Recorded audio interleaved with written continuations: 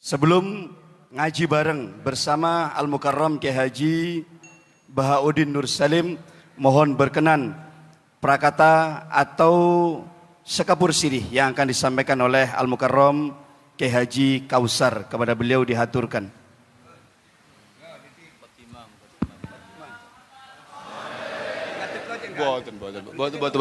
Boten ya, sampun ya. Assalamualaikum warahmatullahi wabarakatuh. Alhamdulillah wa syukurillah wassalatu wassalamu ala sayyidi sadah sayyidina maulana Muhammad ibn Abdullah wa ala alihi wa ashabihi alladhina hum hudatul ummah. Amma ba'dah, la hawla wa la quwata illa billah.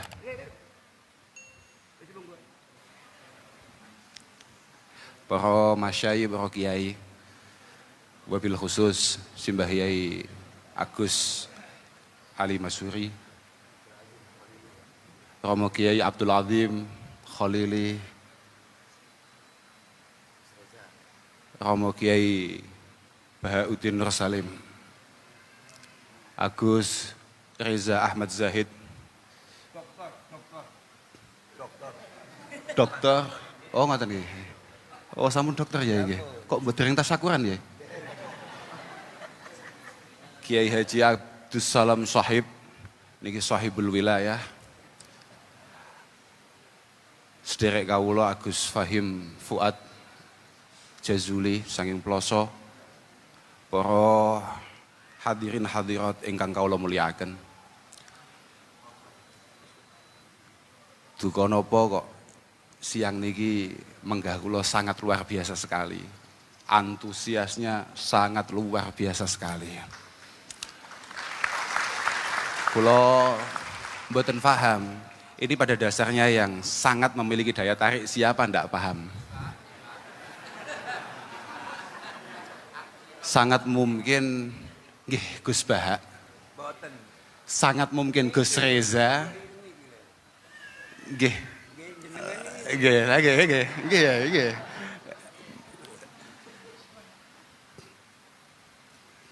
Tapi mboten Gus Baha niku panji hari ini, bulan-bulan, beberapa bulan terakhir ini memang sangat luar biasa sekali. Alhamdulillah PWNU dipun barokahi panjenenganipun kersa rawuh wonten mriki. Mugi-mugi estu manfaat, estu barokah. Sakjane fenomena ngeten iki pun biasa kata wise. Seorang Harim bin Hayyan pernah mengatakan, ma'akbala abdun biqalbihi ilallahi subhanahu wa ta'ala ila akbalallahu biqulubil ibad ilaih hatta yarzuqahum mawaddatahum wa rahmatahum.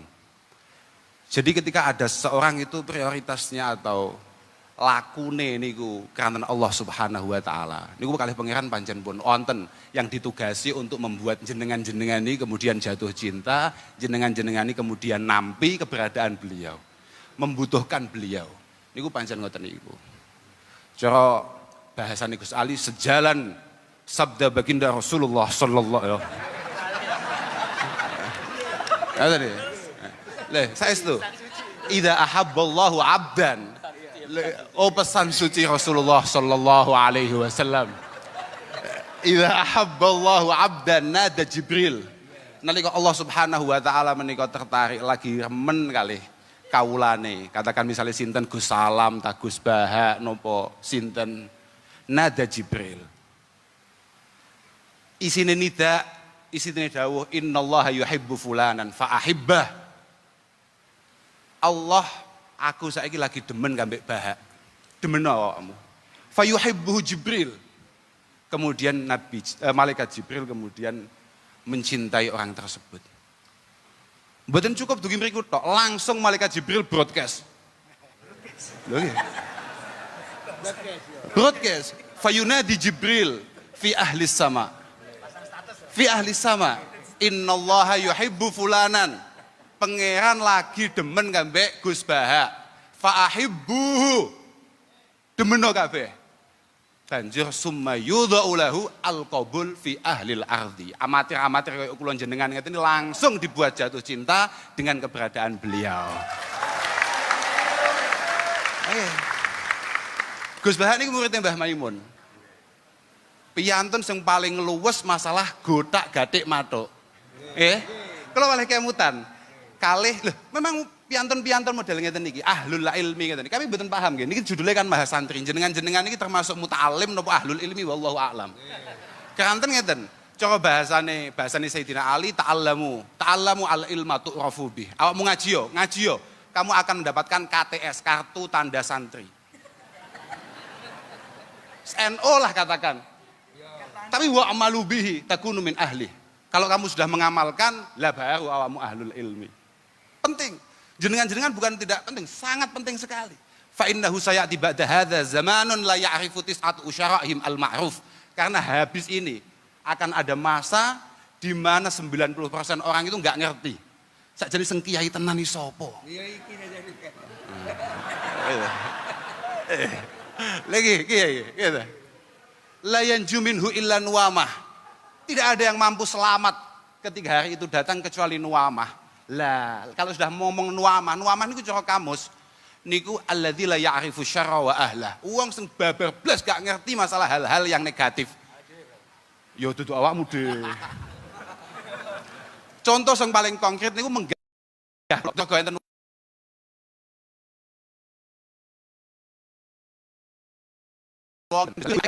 wa ahlah.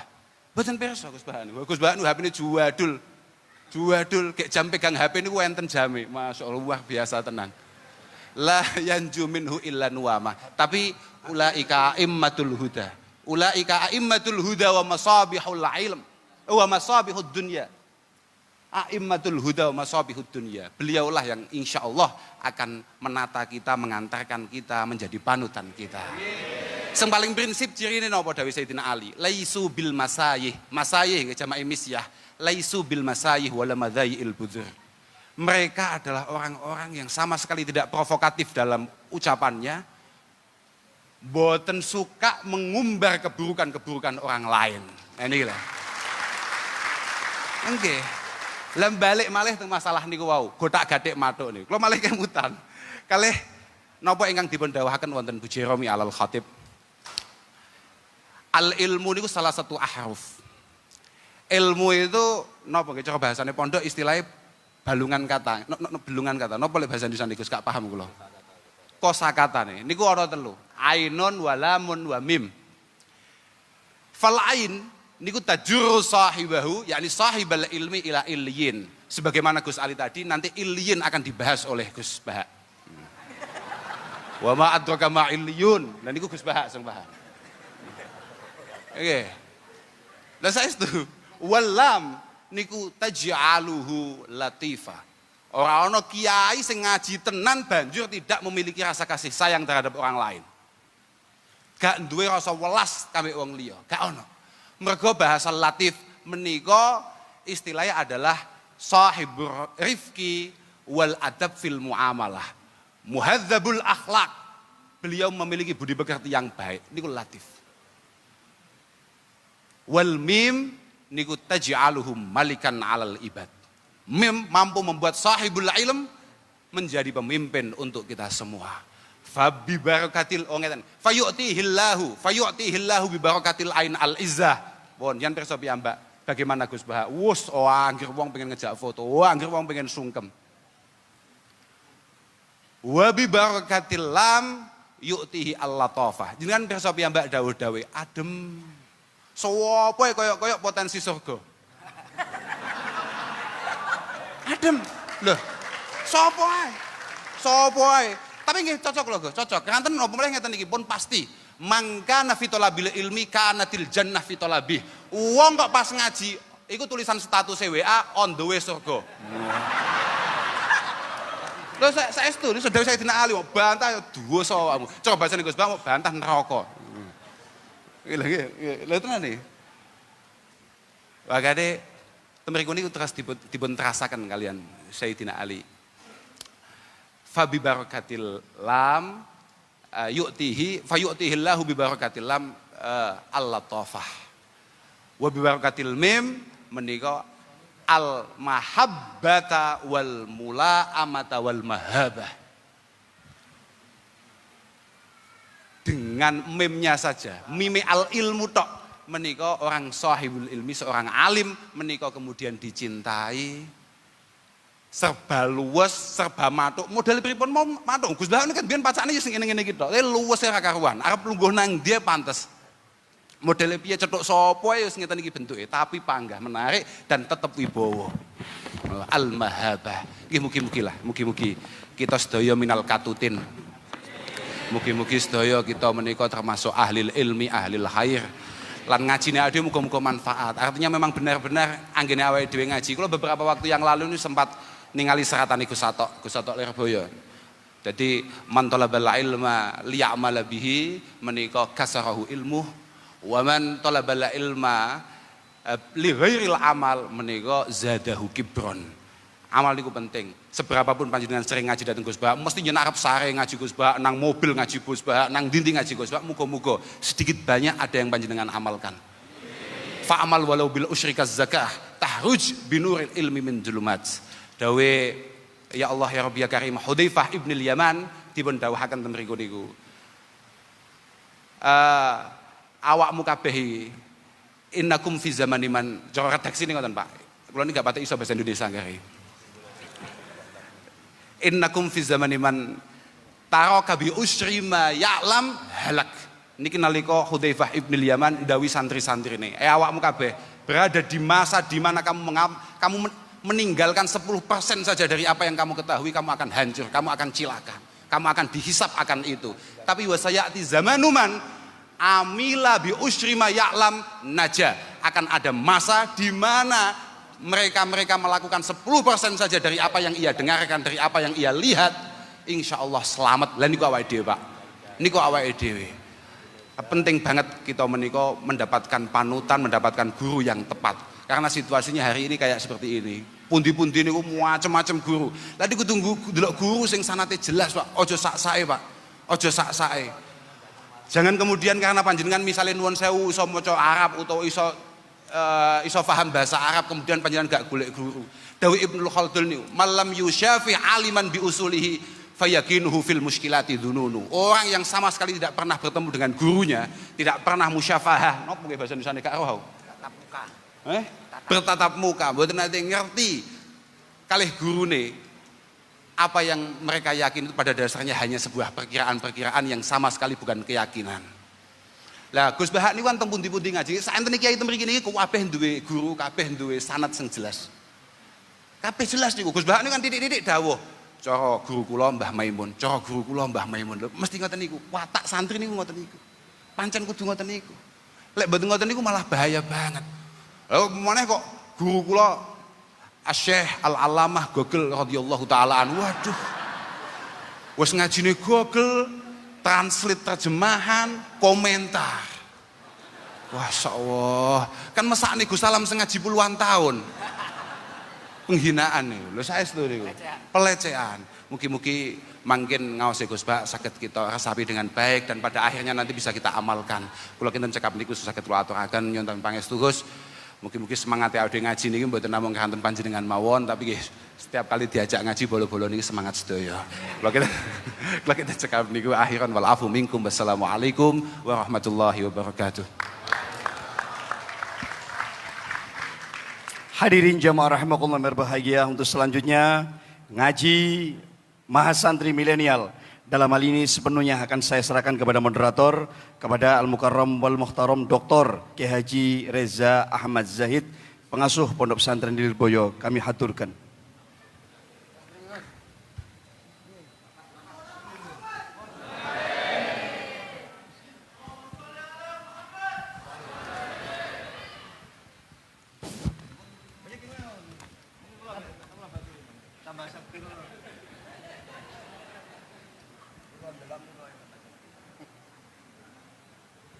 Niki cedek ibu-ibu lek mriko nom-nom ya. Assalamualaikum warahmatullahi wabarakatuh. Langkung semangat malih, kula dongakno sing jawab salami semangat, utang-utangi ke sahur kabeh. Kula dongakno sing jawab salami semangat, insyaallah bojone tambah istiqomah maksud kula. Tambah sakinah, tambah mawaddah, tambah rahmah, tambah omah, tambah sawah, tambah mamah. Assalamualaikum warahmatullahi wabarakatuh. Bismillahirrahmanirrahim. Alhamdulillahi rabbil alamin. Wabihi nasta'inu ala umurid dunya waddin. Allahumma salli wa sallim ala sayyidina wa maulana Muhammad wa ala alihi wa sahbihi ajma'in. Amma ba'du. Para kiai ingkang kawula mulyakaken, Mbah Kiai Agus Ali Masyhuri, Mbah Kiai Adim, Mbah Kiai Soleh Hayat, sedaya para kiai ingkang kawula mulyakaken. Para gawagis Gus Baha, Gus Alam, Gus Kausar, Gus Fahim, Gus Khalil, sedaya para gawagis nawaning hadirin hadirat ingkang dipun mulyakaken Allah Subhanahu wa taala. Hados awale niku ngeten. Awale niku kemarin itu ketika rapat kita ini oyo-oyoan. Siapa yang jadi pembandingnya Gus Baha? Dan siapa yang jadi moderatornya Gus Baha? Pokoknya tetap pematerinya itu harus 2. 1 pembanding, 1 pemateri. Ini karena Gus Kausar waktu rapat kemarin gak ikut. Akhirnya saya milih, saya siap jadi moderator. Saya kok mau dibandingkan sama Gus Baha, sorry.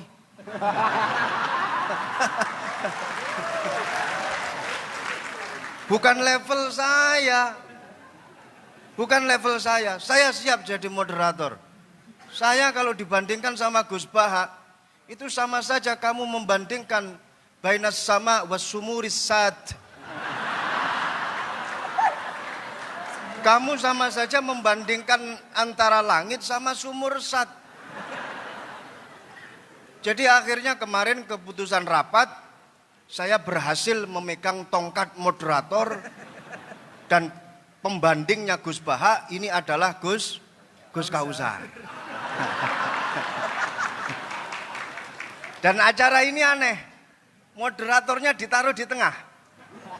Pematerinya yang pertama sudah paring dawuh Gus Kausar. Jadi nanti jenengan kalau ada pertanyaan kepada Gus Kausar monggo. Setelah itu nanti setelah saya nanti Gus Baha. Jadi saya posisi moderator dan alhamdulillah ketika kemarin rapat, saya berhasil menentukan diri sebagai moderator. Salah dewe Gus Kausar mboten hadir ketika rapat. Dan ini memang cepet-cepetan kemarin. Ketika rapat itu cepet-cepetan. Saya bilang kepada Mas Dosi, saya harus moderator. Bukan bandingan saya itu Gus Baha. Sorry. Sehingga saya ini tugasnya untuk menghidupkan acara ini, sedangkan Gus Kausar nanti yang insya Allah akan dihisap oleh Gus Baha.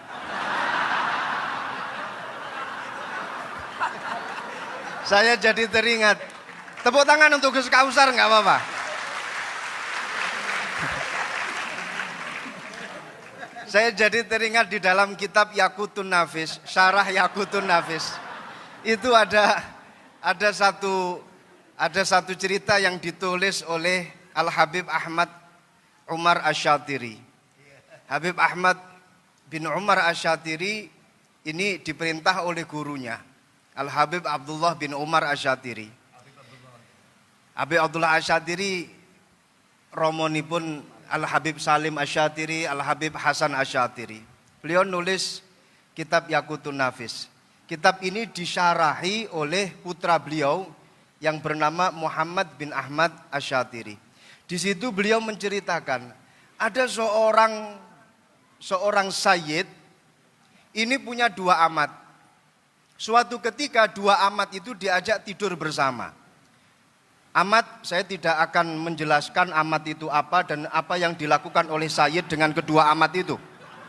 Tapi yang jelas ini bukan kasus milkul yamin yang ada di Jogja, lain. Ini 2 amat betul-betul difungsikan oleh seorang sayyid tadi itu. Ketika dua amat itu sudah tidur di samping kanan kiri si Sayyid, amat yang sebelah kanan itu berusaha menghidupkan apa yang sebelumnya itu masih tidur. Enggak usah saya sebut.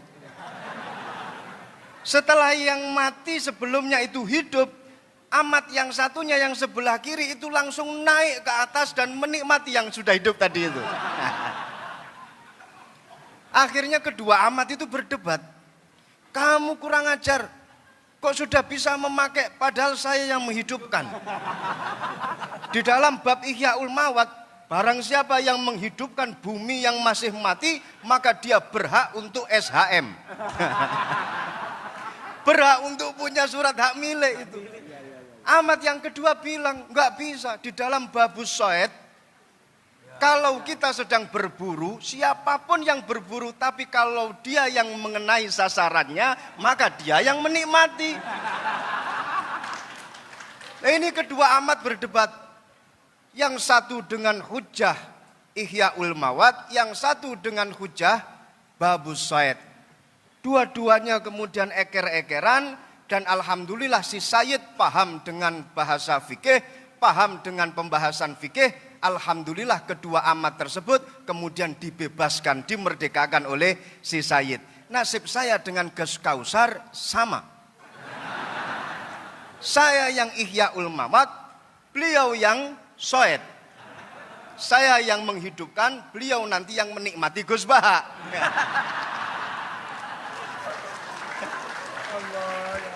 Semoga Gus Baha bisa memerdekakan kita berdua. Ini. Jadi awal saya dijadikan sebagai dijadikan sebagai pembanding, moh tenan. Ngojo sampai jadi pembanding, pendamping saya gelem. Kalau membandingi orang yang alim itu enggak ada dasarnya. Tapi kalau mendampingi orang yang alim itu ada dasarnya. Ada. Jadi kayak Gus Kausar ini nanti hisabnya lebih berat bila dibandingkan dengan saya. Karena beliau memposisikan diri sebagai pembanding. Saya pendamping. Kalau pendamping berarti dapat ganjaran karena mendampingi Gus Baha. Jelas mujalasah ma'al ulama ini jelas ayu julasa una khair ya Rasulullah. Jalsah yang bagaimana yang bagus ya Rasulullah? Dijawab yang pertama, jalsah yang bagus man dzakarakumullah ru'yatuhu. Kamu kalau melihat orang itu terus ingat kepada Allah, kamu berarti dalam jalsah yang bagus. Lah panjenengan lihat Gus Baha kan langsung ingat kepada Allah. Minimal kerentek nang jero ati, kok yo enek makhluke Gusti Allah kaya kene iki.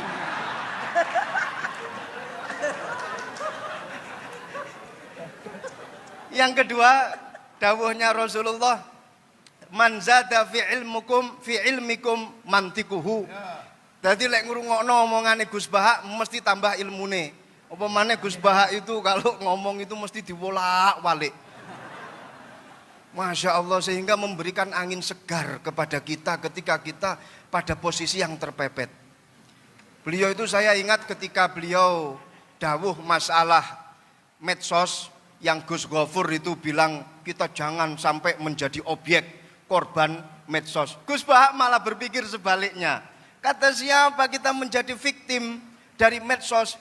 Kita ini yang punya peranan untuk mengatur medsos. Jadi sebenarnya kita ini subjek, bukan objek. Nah, ini pemikiran Gus Baha selalu dibolak-balik seperti itu. Sampai-sampai bojo sing sering diseneni karo bojo wedok dibela sama Gus Baha. Ada itu di dalam YouTube-nya. Iya itu. Jadi laki-laki yang sering dimarahi oleh istri sebaiknya diam, nikmati saja, minimal pakai kili kuping itu sudah selesai semuanya. Itu dibela sama Gus Baha. Dan ini memang pengalaman pribadi Gus Baha.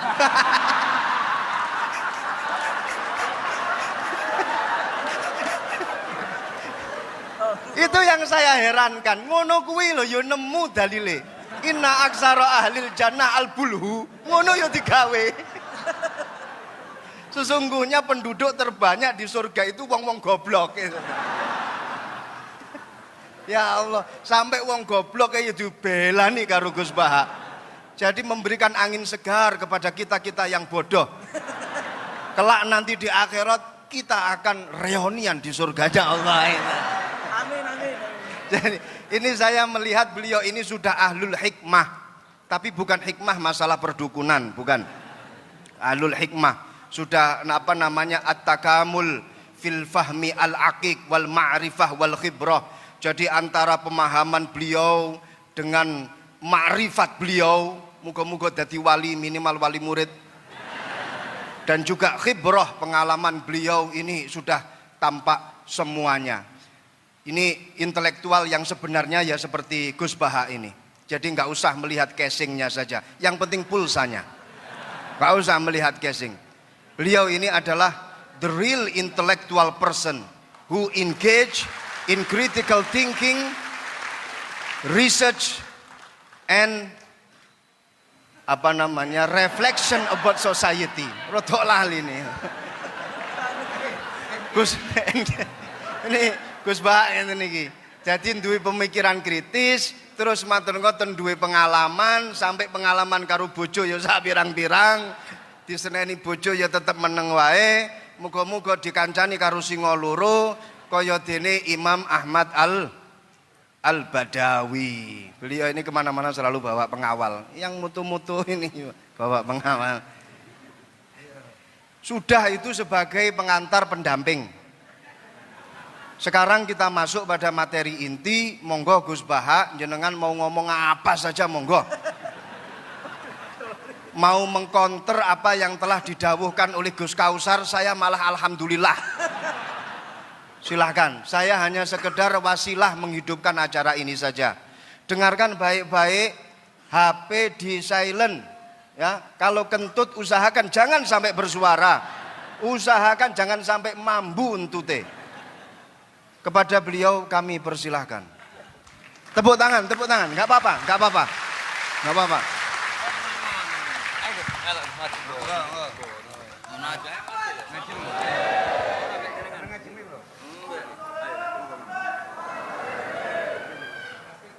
Mendamping.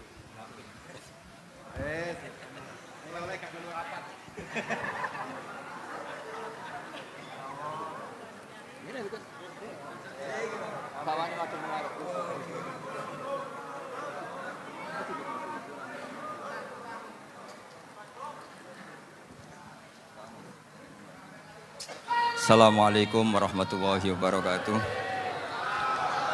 Bismillahirrahmanirrahim. Allahumma sholli wa sallim ala sayyidina Muhammadin wa ala alihi washabihi asma'in nama ba'du. Sedanten ingkang kula hormati wabil khusus teman bapak kula Kiai Haji Agus Ali Masyuri.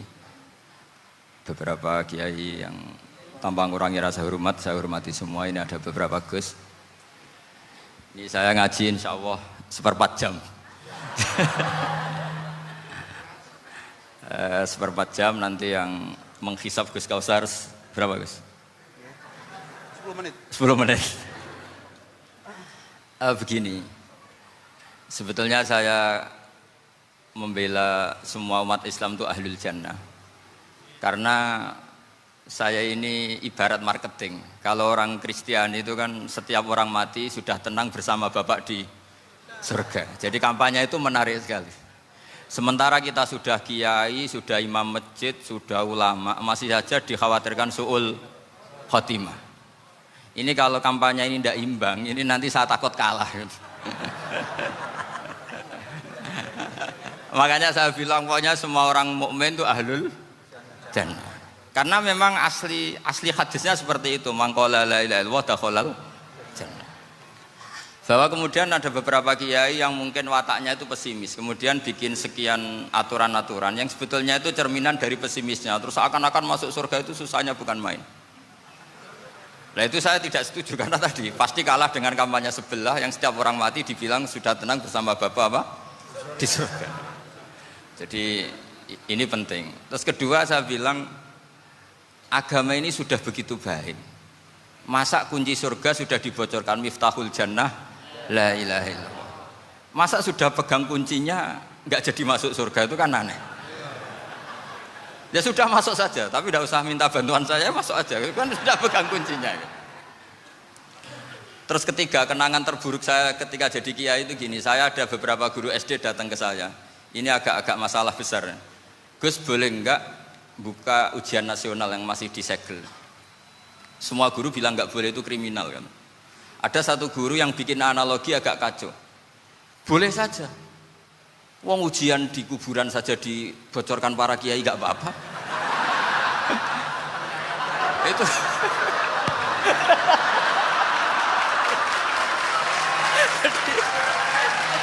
tapi ini kriminal ya. Perhatian kepada kiai, nggak boleh memukul pemateri.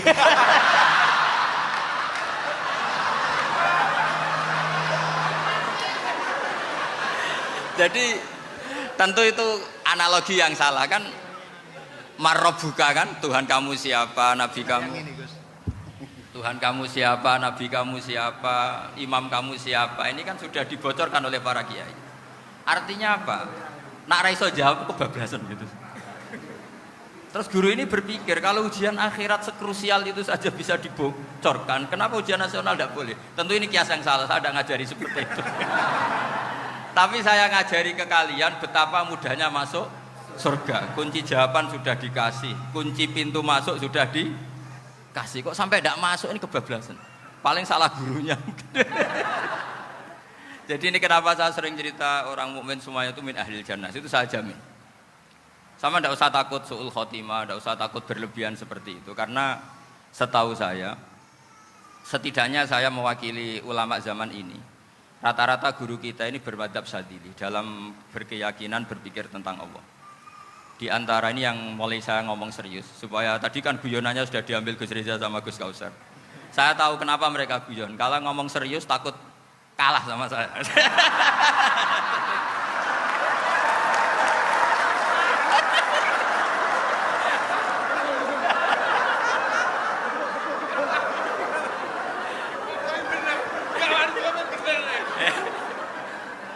Karena saya ini sudah terkenal pemikir serius, jadi artinya itu satu kepintaran mengalihkan. Ya, oh ya, sudah itu satu kecerdasan. Tidak hanya ngalim tapi betul cerdas. Jadi itu bukti beliau-beliau ini cerdas itu. Saya berpikir begini, ini madhab syadzili. Kita semua tentu syadzili karena kita semua ngaji kitab hikam. Kita tahu kitab hikam itu muridnya Abul Abbas Al-Mursi. Abul Abbas Al-Mursi muridnya Syekh Abil Hasan apa? Asyadzili. Saya masih ingat betul makalah itu dan saya ulang-ulang. Setiap saya ngajar di sarang saya ajarkan itu. Kilali kata Abul Hasan Asyadzili, saya pernah dapat hatif, dapat semacam ilham. Apa makna min syarril waswasil khannas? Itu kata beliau dijawab oleh hatif itu. Hatif itu nggak perlu diterjemah tadi ada karena tadi diajarin itu. Apa yang dihidupkan itu nggak perlu dijelaskan. kata hatif tadi, waswasun yadkhulu bainaka wa baina habibika. Yunsika altofahu alhasanah wa yudzakiruka af'alaka asai'ah wa yukassiru indaka dzatas shimal wa yuqallilu indaka dzatal yamin liya'dila bika an husnidzanni billah ila su'idzanni billah. Jadi yang dikatakan waswas adalah kamu digiring untuk hanya ingat sisi-sisi kamu yang negatif, dilupakan bahwa Anda punya sisi-sisi yang positif. Misalnya seperti ini, mungkin secara fikih tadi banser-banser tegas, wah ini masalah lelaki perempuan dipisahkan gini-gini. Tapi kenapa Ghazali bilang ya sudah gini gak apa-apa. Sebetulnya ada rukhsah itu karena ini di depan umum. Yang paling pantangan Nabi itu la yakhluwanna rajulun bimra'atin. Ini ada yang menjaminnya gitu. Malah khawatir saya di sini dipisah tapi setelah berduaan nggak bisa. Jadi toleransinya karena ini di depan umum. Itu masih ada toleransinya. La yakhluwanna rajulun bimra'atin. Begitu juga ketika kita dosa, misalnya kita dosa. Orang Islam setiap dosa itu pasti ingat salahnya, kemudian istighfar. Dan ketika satu kebaikan dibandingkan keburukan, itu kata semua ulama, karena sayyi'ah itu bernilai 1, kebaikan bernilai apa? 10. Itu masih surplus berapa? 9. Jadi itu cara berpikir Abul Hasan Asyadzili. Kenapa kamu harus berpikir positif tentang Tuhan? Sekali berpikir tentang negatif, itu bahaya betul. Misalnya begini, kamu berpikir tak rewangi dadi kiai sujud rukuk ternyata aku tetap mlebu neraka. Gunane apa? Itu menurut saya kan nggak punya akal. Sujud itu satu kelaziman menghamba kepada Allah. Normalnya seorang hamba itu ya sujud. Kemudian gara-gara kamu ingin masuk surga, terus logika kamu dibalik. Gunanya apa saya sujud? Ternyata saya masuk neraka. Itu pertanyaan yang benar-benar bodoh dan itu menjadikan Allah benci. Logikanya dibalik begini. Ini saya ngomong serius karena ini bentuk kemenangan saya ini bentuk kemenangan saya. Saya berkali-kali ngomong di kota pelajar di Jogja karena banyak pengujinya juga. Bukan sekedar pendamping tapi penguji. Banyak yang profesor, bukan sekedar dokter, banyak yang profesor. Jadi biar ini dok. Begini. Saya pernah ditanya sama seorang dosen, Gus, saya ini ngaji hadis banyak, tapi ada yang saya tidak paham. Yaitu mangqala la ilaha illallah dakhalal jannah, ada kalimat wa in zana wa in saraka. Meskipun pernah zina, pernah maling. Ini kan seakan-akan mentoleransi perzinaan dan pemalingan. Terus saya bilang, oh makna hadis itu seperti ini. Jadi kebenaran absolut, kebenaran yang mutlak itu tidak akan terganggu oleh status perilaku seseorang. Saya berkali-kali memberi contoh. Orang yang ditangkap KPK akan bilang 1 + 1 2. KPK-nya juga bilang 2. Rivalitas dalam politik, Pak Prabowo ya bilang 2, Pak Jokowi juga bilang 2. Orang yang zaniyah, yang lonte pun akan bilang 2. Muftinya juga bilang 2. Ketua MUI-nya juga bilang 2. Artinya gini, kebenaran yang absolut adalah kebenaran yang siapapun akan meyakini seperti itu. Seperti 1 + 1 2. Kamu punya musuh bilang 2. Kalau ibu-ibu ini punya maru ya marunya bilang 2 tadi tambah mama. Enggak tahu saya terjemahnya apa tadi. Nah, kebenaran yang absolut itu kebenaran yang siapapun pasti mengakui. Dan uniknya begini, saya pernah ngaji acara himmah, acara pondok sarang di Demak. Kalau kamu bilang 1 + 1 menjadi 2, untuk mengatakan 2 itu kamu butuh hadiah enggak? Mereka semua jawab enggak. Kita semua enjoy saja mengatakan tembok itu putih. Kenapa? Karena memang putih. Kita mengatakan 1 + 1 2 karena memang kita tanpa presentasi dapat hadiah, dapat penghormatan. Kenapa untuk mengatakan Allah itu Tuhan kita butuh surga? Memangnya kalau tidak ada surga Allah tidak jadi Tuhan? Ini problem orang soleh-soleh yang terlalu pesimis. Makanya nanti orang-orang soleh itu masuk surganya berat. Tapi kalau orang alim lebih gampang kira-kira seperti itu.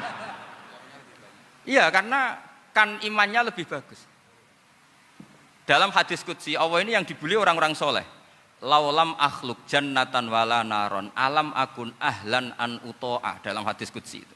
Kalau saja saya tidak menciptakan surga dan neraka, apa saya tidak jadi Tuhan yang perlu ditaati? Apa kalau kamu tidak saya kasih uang 1 juta terus bilang 1 + 1 11? Enggak kan? Tetap bilang berapa? 2. Kalau kebenaran absolut yang 1 + 1 kamu bilang 2 meskipun tanpa mendapat hadiah. Kenapa untuk bilang Allah Tuhan kamu butuh hadiah surga? Itu kan secara ikhlas blas. Makanya saya terus mengajarkan ikhlas. Ikhlas itu bisa dilatih dengan akal, dengan pikiran, bil ilmi lah. Harus dilatih.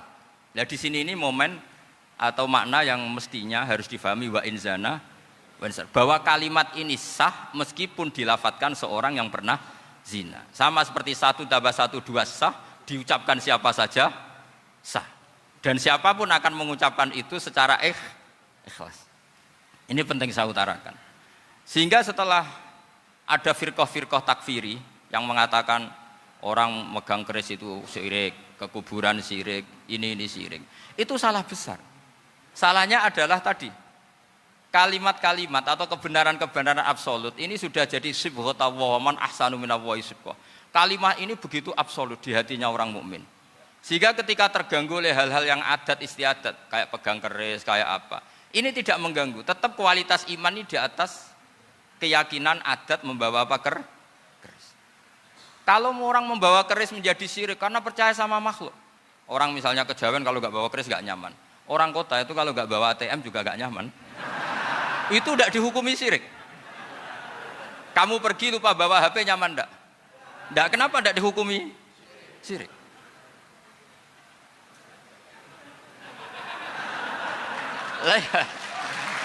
Jadi ini logika-logika. Jadi makanya ini Gus Reza boleh ngeritik saya itu berkali-kali bilang, saya termasuk ulama yang mau bikin gerakan cangkem elek. Karena nanti kalau saya nisbatkan ke Rasulullah itu tidak pantas, karena Nabi ahsanan nasi khalqaw wa khuluqa. Tapi saya siap jadi bempernya Rasulullah Shallallahu Alaihi Wasallam. Pernah ada diskusi di Jakarta, ini kisah nyata. Apa dalilnya setelah sholat salaman? Mana hadisnya? Itu dijawab hadisnya tentu kita kesulitan. Kalaupun ada hadisnya dhaif semua yang masalah mushafahah. Akhirnya mau tidak mau dijawab pakai cangkem elek. Boleh enggak kamu setelah salam nyalain HP yang off? Boleh. Boleh enggak ke kamar mandi? Boleh. Oh berarti kencing boleh, nyalain HP boleh, yang enggak boleh itu ingat Allah. Karena mereka mengkritik wiridan, ngeritik salam. Akhirnya mikir deh. Ada enggak hadisnya orang setelah sholat nyalain HP? Enggak ada kan? Tapi mereka nyalain HP enggak hambatan, tapi untuk salaman masalah kan. Ke kamar mandi boleh, tapi untuk wiridan enggak boleh. Akhirnya mereka sadar, oh iya. Lama-lama dibisi gini yang kelompok itu. Kamu itu korban aliran supaya kamu enggak ingat Allah, ingatnya HP-nya. Sehingga orang wiridan kamu kritik, orang nyalain HP enggak kamu kritik. Itu kelompok itu adalah kelompok orang-orang yang supaya orang Islam itu lupa Tuhannya. Itu gerakan cangkem elek, tapi jadikan orang sadar. Jadi ini penting. Jadi kalau kamu tidak bisa bela agama dengan jalan yang lurus karena tidak bakat gitu, nggak apa-apa pakai cangkem elek tadi. Karena nggak mungkin gerakan ini dinisbatkan kepada Rasulullah Shallallahu Alaihi Wasallam. Kalau soal sanad, saya punya sekian sanad tentang itu, tapi tidak usah kamu ikuti.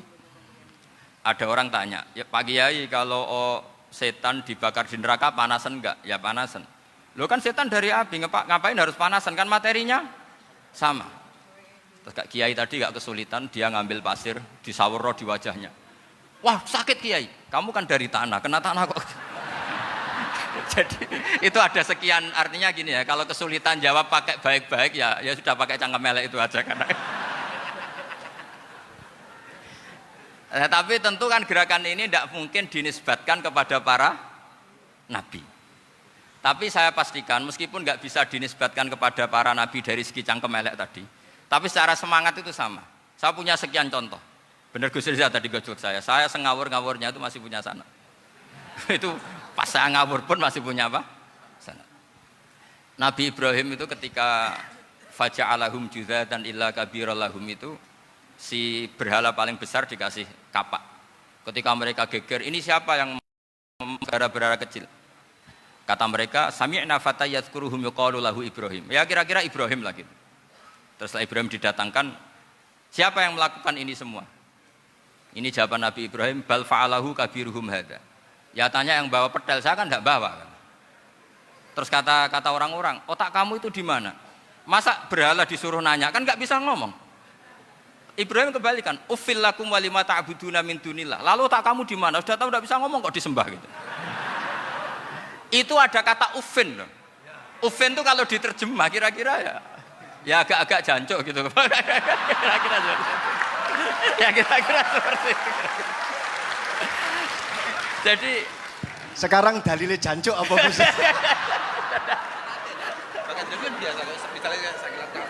Sudah itu. Gimana? Jancuk itu dari daksu, tinggalkanlah suan perkara sing elek. Krono ilate wong Surabaya kakean rawon, akhirnya ngomongnya jancuk.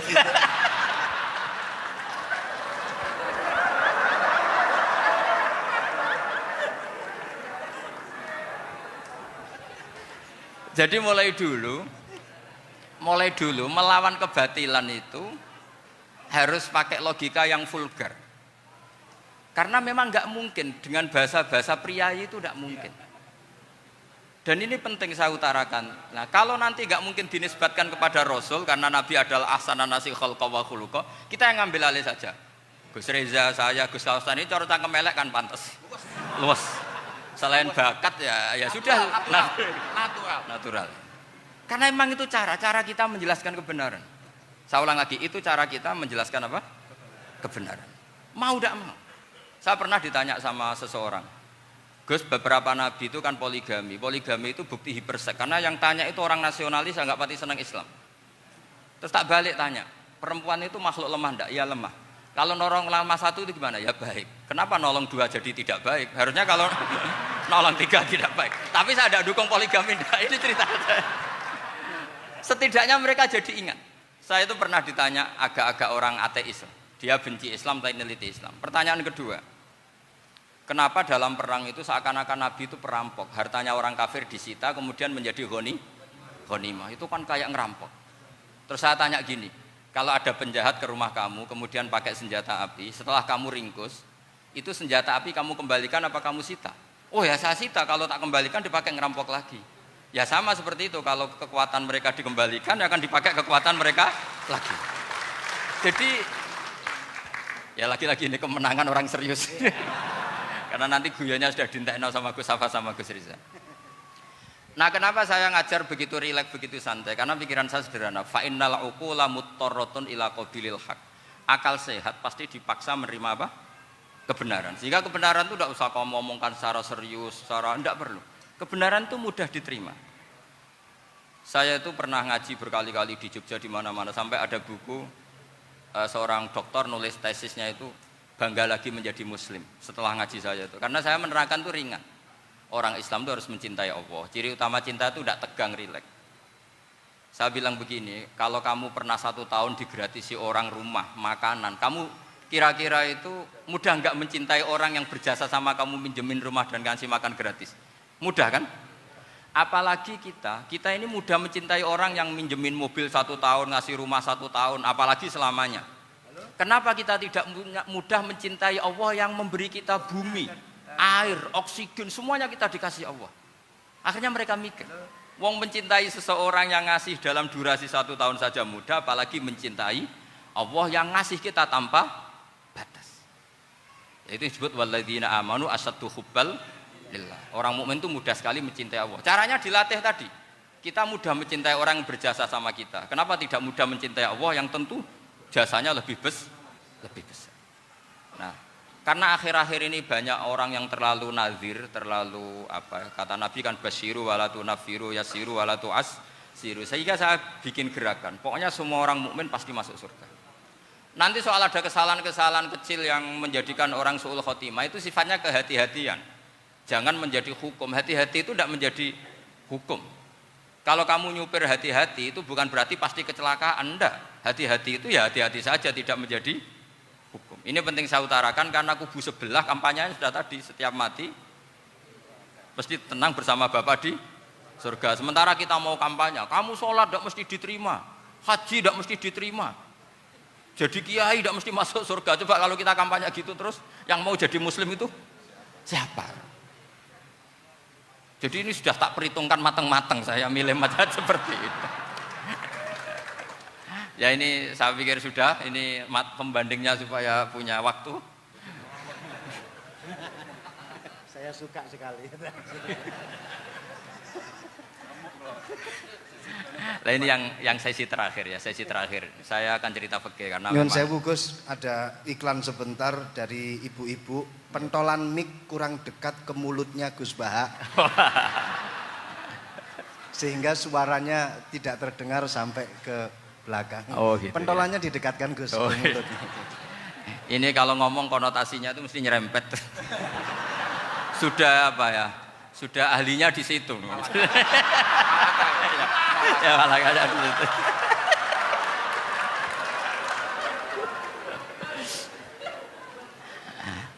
Dalam sesi terakhir saya cerita pentingnya pembanding. Imam Rafi'i itu yang ngarang kitab Muharrar. Kitab Muharrar ini adalah ringkasan dari kitab Al-Wasit. Al-Wasit itu karangannya Imam Ghazali. Al-Wasit sendiri ini khas ngaji NU, karena NU maknanya Nahdlatul Ulama, gerakan para ulama.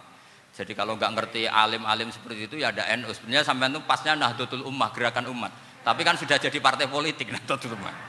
Karena yang katakan NU itu Nahdlatul Ulama, gerakannya para ulama. Imam Rafi'i itu berpendapat sujud itu cukup pakai baduk, pakai jidat. Itu dalam kitab Muharrar. Wal asoh anna sujud yasihu mau cukup biwat iljabah.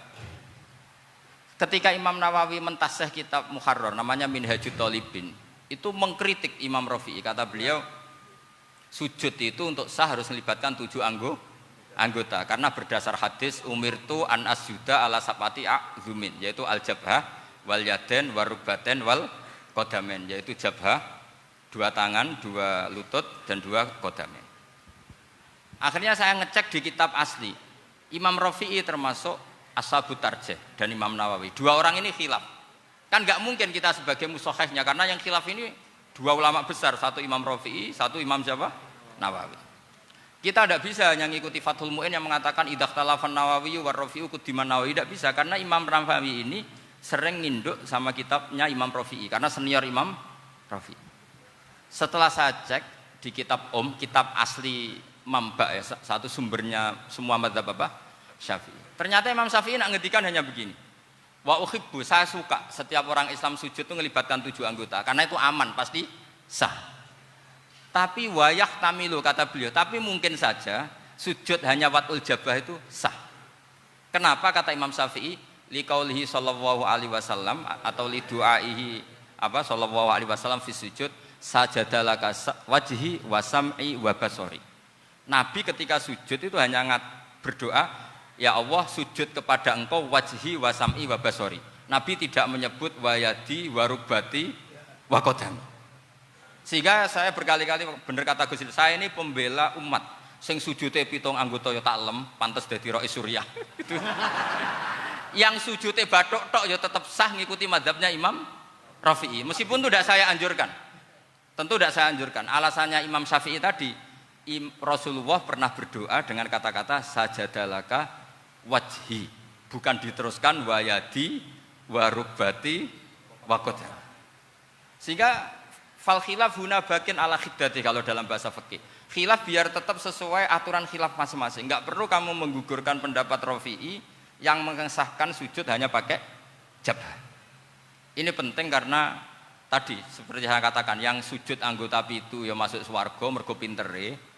Sing nganggo bathuk tok ya mlebu swarga mergo gobloke tadi, karena aksaru ahlil jannah al-bulbul. Nah ini madhab saya. Jadi saya itu ingin umat Islam itu baik-baik saja. Ya, karena tidak mungkin lah kita tidak bela Islam di zaman akhir, tidak mungkin kan tadi kubu sebelah kampanyenya sudah seperti itu.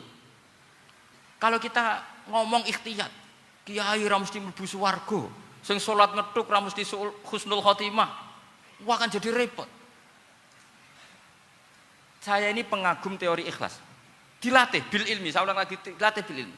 Saya ini malunya tadi, saya mengatakan 1 tambah 1 2 itu meskipun tidak ada yang memberi hadiah tetap saya katakan 2. Saya mengatakan air itu dingin, tidak ada yang ngasih hadiah, saya akan bilang kalau air itu dingin, kalau api itu panas. Untuk hakikat-hakikat seperti itu saja saya jujur tanpa ingin imbalan. Tapi ketika hakikat mengenai Allah kok saya minta imbalan surga dan neraka, ini apa-apaan? Kira-kira gitulah, Rais Suriah macam apa gitu.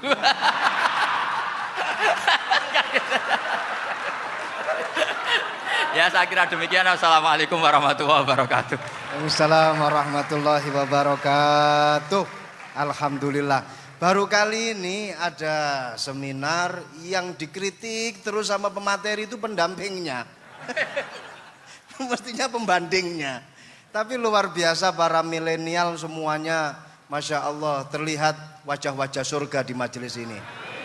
Walaupun toh yang hadir tidak semuanya milenial, ada post milenial juga di sini. Ada yang Gus dan juga ada yang Kiai. Kalau Gus biasanya kan masih bisa tolah-toleh, kalau Kiai harus fokus. Tapi yang paling fleksibel di PWNU Jawa Timur, yang paling enak itu adalah beliau, Kiai Haji Agus Ali Mazhuri. Enaknya pripun? Dadi kiai ya iso, dadi Gus ya iso. Itu posisinya paling enak di antara pengurus-pengurus yang lain. Tepuk tangan untuk beliau, enggak apa-apa. Langsung saya buka pertanyaan. Yang ditanya 2 orang, jangan pendampingnya. Yang ditanya 2 orang. Kalau enggak Gus Baha, Gus Kausar. Saya hitung sampai 10, enggak ada pertanyaan, kita tutup dengan doa. 1, 10. Ada yang 2 mawon nggih, pertanyaannya 2. 1, monggo. Yang perempuan, saya ingin yang perempuan, monggo. Sudah 2. Silakan.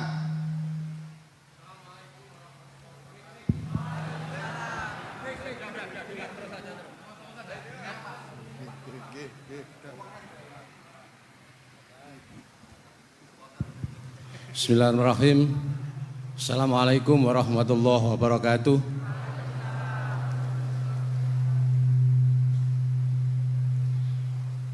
Yang saya ingin tanyakan kepada Gus Baha, saya itu sering ngaji lewat YouTube panjenengan Gus.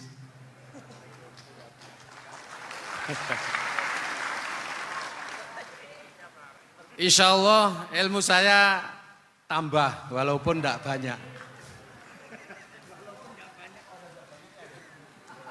Yang saya tanyakan, nopo ilmu kula niki barokah?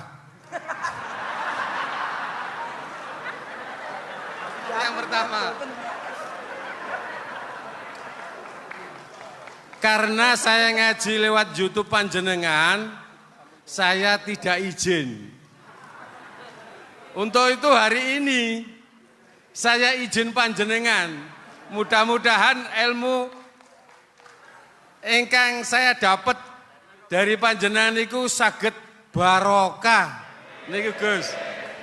Terima kasih. Wassalamualaikum warahmatullahi wabarakatuh. Waalaikumsalam warahmatullahi wabarakatuh. Langsung mawon Gus nggih, yang satunya dulu. Siapa aja? Oh gitu. Monggo Gus. Itu tetap barokah dan kebaikan itu mah nggak perlu minta izin. Kalau kebaikan minta izin jadi repot.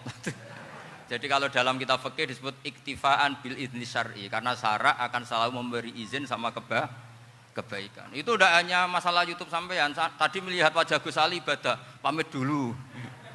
Nanti kalau ada orang alim lewat mau lihat juga pamit dulu. Lama-lama mau baca sholawat, ya Rasulullah pamit dulu mau baca sholawat.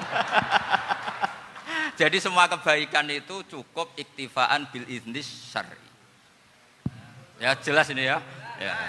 Oke, terima kasih. Jangan lupa pulsane tuku dhewe lek ndelok YouTube. Wifi-nya juga jangan nyolong. Harus passwordnya izin kepada yang punya wifi. Baru nanti 100% barokah. Mbak yang belakang bisa berdiri. Yang mau tanya tadi. Ya, silakan. Bismillahirrahmanirrahim. Assalamualaikum warahmatullahi wabarakatuh.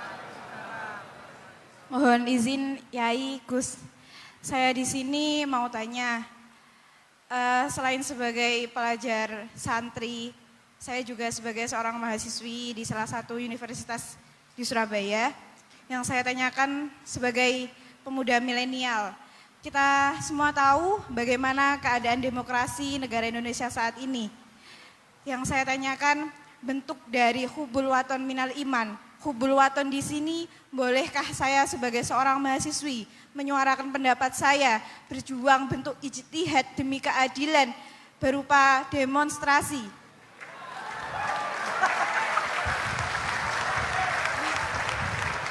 Ngapunten. Yang saya tanyakan di sini, bagaimana menurut Gus, apakah saya melakukan demonstrasi ini sudah baik atau sangat baik atau mungkin perlu dikaji kembali? Terima kasih. Wassalamualaikum warahmatullahi wabarakatuh. Hubungan antara demonstrasi dan hubbul wadon minal iman. Hah? Oh ya, hubbul waton minal iman. Monggo Gus.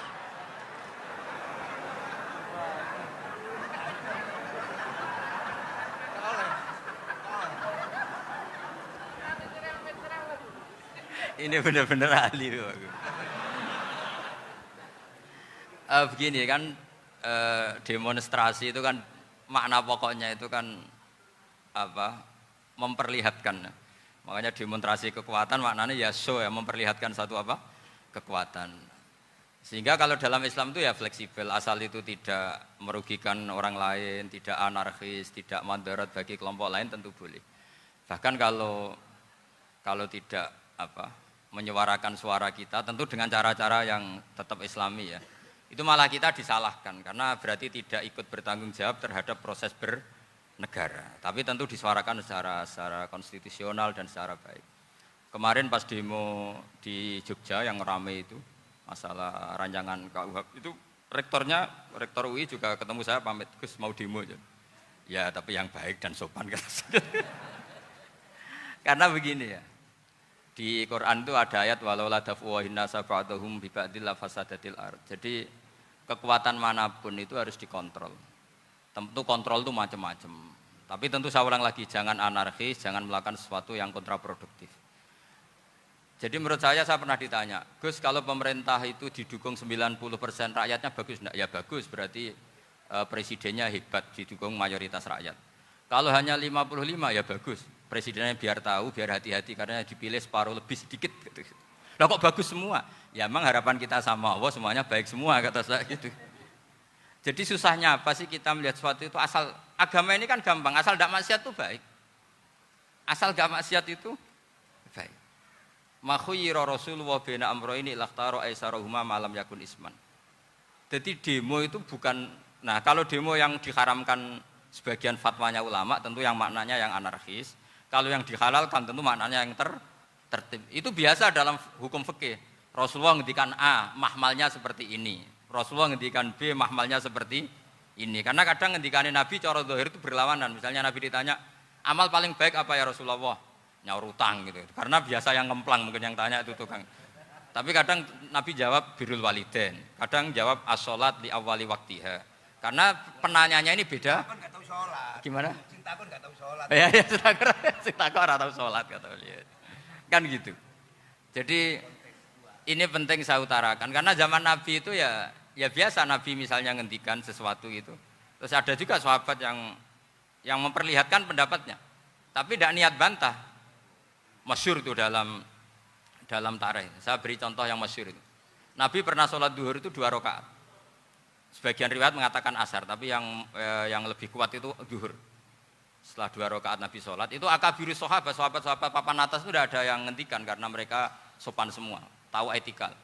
Setelah Nabi pulang sudah dekat pintu, ada sahabat yang berdiri.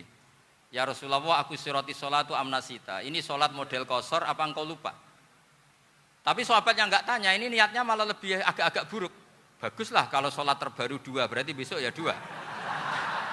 Karena pakai teori nasah mansuh, berarti hukum itu pakai yang terbaru. Jadi gayanya tidak tanya, tapi lebih sama mungkin yang setuju undang-undang tadi ya tentang rumah tangga, kalau istri nggak mau dikumpuli tetap dipaksa, nanti suaminya bisa dilaporkan ke pengadilan gitu. Saya pasti mikir saya bukan masalah pengadilannya, pasti istrinya cantik. Kalau jelek kan nggak mungkin dipaksa. Ini ketularan ya. Jadi saya cara berpikir tuh, jadi tak pikir lucunya saja, bukan pikir serius. Ketularan ya sudah ketularan ya. Karena keburukan itu mudah nular.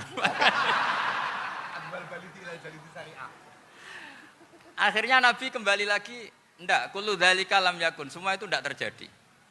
Tapi Nabi sebagai orang yang sangat, ya sebenarnya enggak boleh dibahasakan sangat demokratis, sangat bijak. Nabi kembali lagi ke mimbar terus tanya, ahakun maqalahu dzulyaten, apa betul yang dikatakan dzulyaten tadi? Kata sahabat semua, betul ya Rasulullah, tadi engkau sholat hanya 2 rakaat. Nabi kemudian takbir lagi, meneruskan 2 rakaat terus salam. Artinya kalau demonstrasi itu dengan makna mengutarakan pendapat dengan cara yang dijamin konstitusi, ya itu kan normal-normal saja, nggak ada masalah. Saya pernah derekno bapak, itu ada pertanyaan yang benar-benar mengusik saya. Ada orang miskin datang ke bapak, Pak Yai, jadi wong melarat itu ra enak.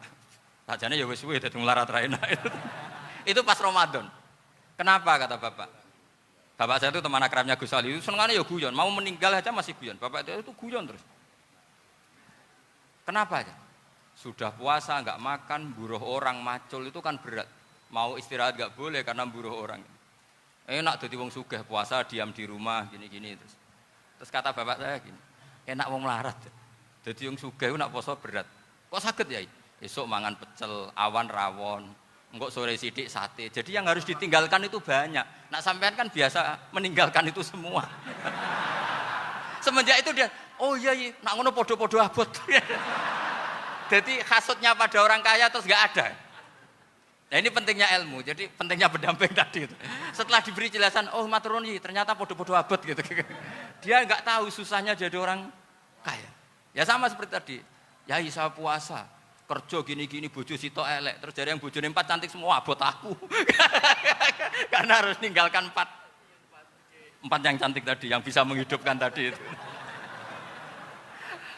Itu kan juga demonstrasi, artinya mengutarakan apa yang. Jadi itu saya pikir seperti itu. Ya ini, pokoknya gitu aja. Assalamualaikum warahmatullahi wabarakatuh. Waalaikumsalam warahmatullahi wabarakatuh. Tepuk tangan untuk beliau.